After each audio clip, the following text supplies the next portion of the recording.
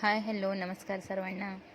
पुन्हा एकदा सगळ्यांचं अगदी मनापासून स्वागत करते आणि व्हिडिओला सुरुवात करते. तर पहा, मस्त अशी गव्हाची कुरडई कशी कुरकुरीत आणि टम्म अशी फुललेली आहे. तर इथे गहू आहेत ना, मी रेशनिंगचे घेतलेले आणि फर्स्ट टाईम माझा अनुभव आहे. मी तो जसा आहे घेतलेला आहे मी अनुभव तसा तुमच्यासोबत शेअर करण्याचा नक्कीच प्रयत्न केलेला आहे. तर व्हिडिओ शेवटपर्यंत नक्की बघा. गहू इथे मी 3 दिवस कंप्लीट 3 दिवस म्हणजे 3 दिवस आणि 3ही ते रात्र भिजवून घेतलेले आहेत. चौथ्या दिवशी गहू मी मिक्सरला बारीक करून घेतले. तर म्हणजे पिसून घेतलेले आहेत. इथे एक भांडं घेतलेलं आहे आणि त्यामध्ये ना गहू मिक्सरला बारीक करून काढून घेतलेले ते बघा, चाळून घेतलेले चाळणीमध्ये. आता ही पुरणाची जी चाळण असते ना त्यामध्ये चाळून घेतले. एवढा सगळा चिक झालेला आहे, पण तो चिक डायरेक्टली वापरायचा नसतो.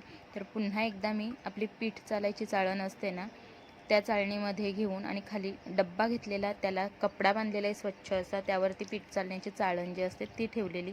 त्यामध्ये तो चिक सगळा थोडा थोडा ओतत होती आणि त्यानंतर चमच्याने हे बघा, हे अशी गव्हाची जी बारीक पावडर असते ना ती सगळी वेगळी होत होती. ती एका भांड्यात वेगळ्या काढली. त्यानंतर आता चाळणीतून कपड्यामध्ये गेलेले आणि कपड्यातसुद्धा तेवढी छोटी छोटी पावडर राहिलेली.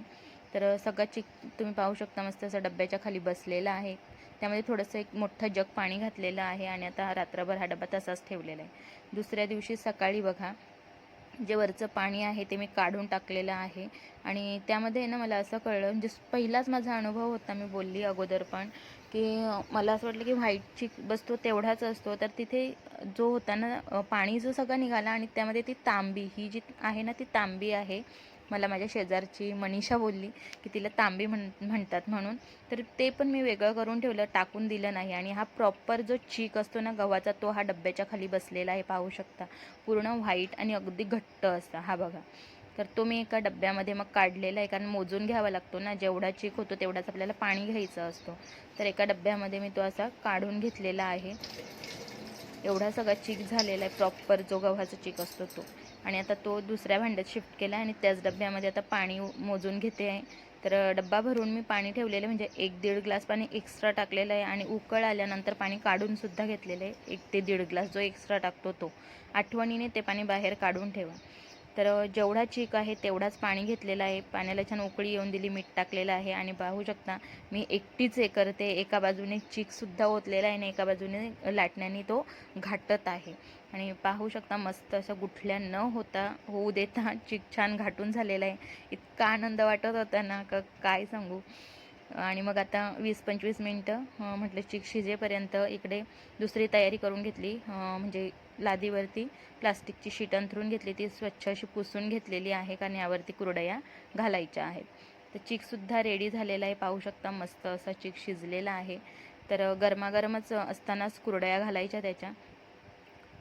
साचा घेतलेला आहे, त्यामध्ये जाड शेवयांची जी चकती असते ना ती घालून घेतली खाली आणि वरून सारण घातलेलं आहे. आणि साचासुद्धा जाम गरम झालेला. तर त्याने कपडा घेतलेला आहे तो मी हातामध्ये आणि पाहू शकता मस्त अशा कुरड्या पडत आहेत. इतका आनंद होता ना तो का, म्हणजे खरोखर काय सांगू, खूप आनंद होता. वाटत की म्हणजे आपली मेहनत वाया गेली नाही. मला टेन्शन होतं चिक होतो की नाही. आणि बघा, तांबीच्यासुद्धा कुरड्या झाल्यात आणि व्हाईट पूर्ण चिकाच्यासुद्धा झालेल्या आहेत. दोन्ही प्रकारच्या कुरड्या झाल्यात, म्हणजे गहू कुठेही वाया गेले नाही, माझी मेहनतसुद्धा वाया गेली नाही. आणि पाहू शकता आता तळूनसुद्धा दाखवते. तर मस्त असं तेल गरम करून झालेलं. आणि पहिली आपण तांबीच्या ज्या आहेत ना त्या कुरड्या करू. त्या पण इतक्या छान फुलल्यात, आता तुमच्या समोर आहेत. साईज बघा कशी होते आणि केवढी झालेली आहे. तर आणि इतक्या टेस्टी पण झाल्यात ना, म्हणजे खरोखर शब्दात नाही सांगू शकत. पहिल्यांदा मी गव्हाच्या कुरड्या बनवलेल्या आहेत. आणि ही पण बघा प्रॉपर चिकाची कुरडई कशी मस्त टम्म अशी पसरट झालेली आहे, फुललेली आहे. आणि काय ना, जाड बाजू असतो ना जो वरची कुरडईची बाजू, ती अगोदर तळायची, जेणेकरून कुरडई छान तळली जाते. आणि हे साच्याला राहिलेलं ना, मग त्याच्या अशा जाड शेवया पाडून घेतलेल्या, त्या पण छान तळून झाल्या. म्हणजे पीठ कुठेही वाया गेलं नाही, काही नाही. मस्त झालेले आहेत. डब्यामध्ये छान साठवूनसुद्धा ठेवलेल्या आहेत. तर व्हिडिओ पाहिल्याबद्दल सगळ्या ताईंच्या दादांच्या अगदी मनापासून धन्यवाद. तुम्हीसुद्धा पहिल्यांदा करत असाल तर नक्की ट्राय करा, घाबरून जायचं नाही. छान वाटतं. आणि व्हिडिओ आवडला असेल तर व्हिडिओला लाईक करा.